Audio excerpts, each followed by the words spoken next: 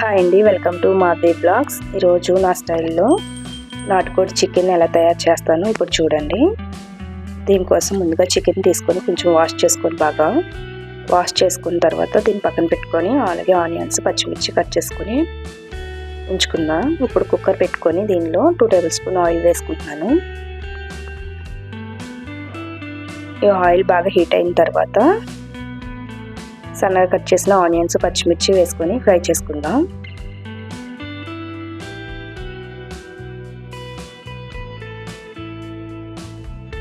ఈ ఆనియన్స్ బాగా ఫ్రై అవ్వాలి.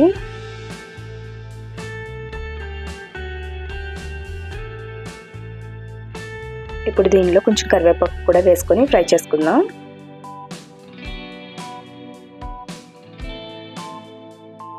ఆనియన్స్ బాగా ఫ్రై అయితే కర్రీ టేస్టీగా ఉంటుంది. ఇలా బాగా ఫ్రై అయిన తర్వాత ఇప్పుడు దీనిలో 1 టేబుల్ స్పూన్ అల్లం వెల్లుల్లి పేస్ట్ వేసుకుంటున్నాను. అల్లం వెల్లుల్లి పేస్ట్ కూడా పచ్చివాసన పోయేంత వరకు బాగా ఫ్రై చేసుకుందాం.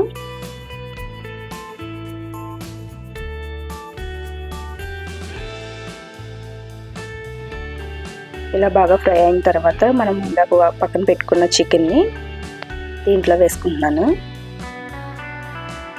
వేసుకొని ఈ ఆనియన్స్ అది బాగా దీనికి చికెన్కి బాగా పట్టేంత వరకు బాగా కలుపుకోవాలి.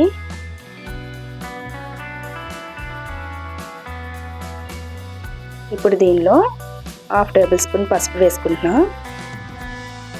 అలాగే 2 టేబుల్ స్పూన్స్ వరకు కారం వేసుకుంటున్నాను. మీ టేస్ట్కి తగ్గట్టు వేసుకోండి. కారం వేసుకొని ఒకసారి బాగా మిక్స్ చేసుకుందాం.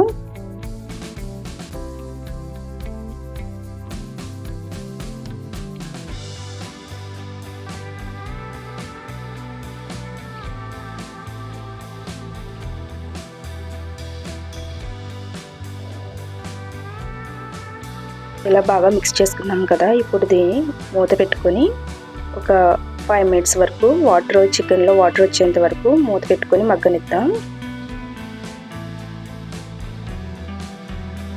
ఈ చికెన్కి మసాలా చేసుకోవాలి. మసాలా ధనియాలు, జీలకర్ర 1 టేబుల్ స్పూన్, 3 టేబుల్ స్పూన్ వరకు ధనియాలు, 2 లవంగాలు, 2 యాలకులు, దాల్చిన చెక్క, బిర్యానీ ఆకు రోస్ట్ చేసుకొని ఫ్రై చేసుకుందాం. ఇలాగ మిక్సీలో వేసుకొని గ్రైండ్ చేసుకోవాలి.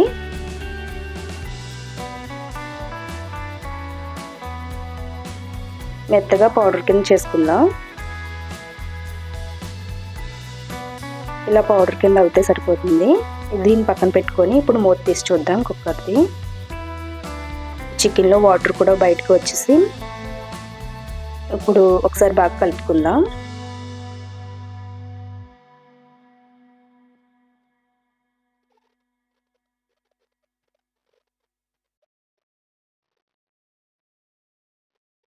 ఇప్పుడు ఈ చికెన్లో ముక్కలు ములిగేంత వరకు వాటర్ వేసుకుందాం.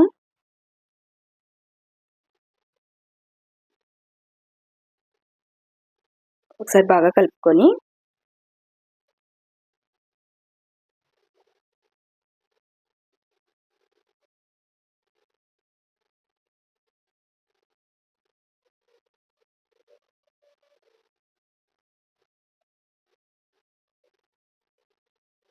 మూత పెట్టుకొని ఒక 5 విజిల్స్ వచ్చేంత వరకు మీడియం ఫ్లేమ్లో ఉంచుకుందాం.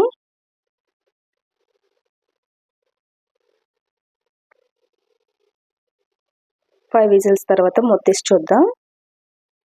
చికెన్ బాగా కుక్ అయిపోయింది.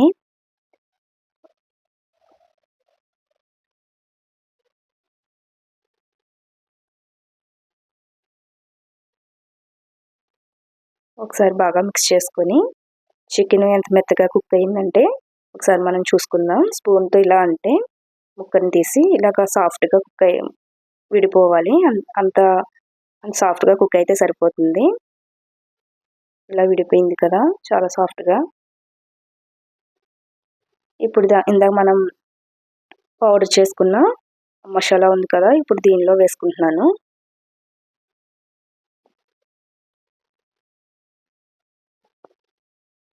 వేసుకొని ఒకసారి బాగా కలుపుకుందాం.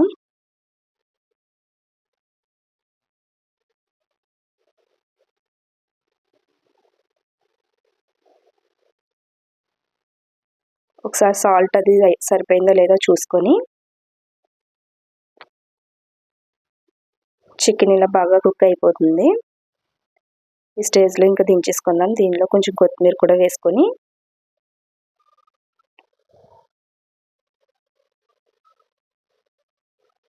కొత్తిమీర వేసుకుందాం. కొత్తిమీర చల్లుకొని ఇంకా స్టవ్ ఆఫ్ చేసుకుందాం.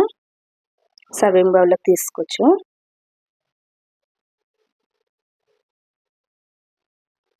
అంతేనండి, చాలా సింపుల్గా ఇలా నాటుకోడి చికెన్ రెడీ అయిపోయింది. ఈ వీడియో మీకు నచ్చినట్లయితే లైక్, షేర్, సబ్స్క్రైబ్ చేయండి. Thank you for watching this video.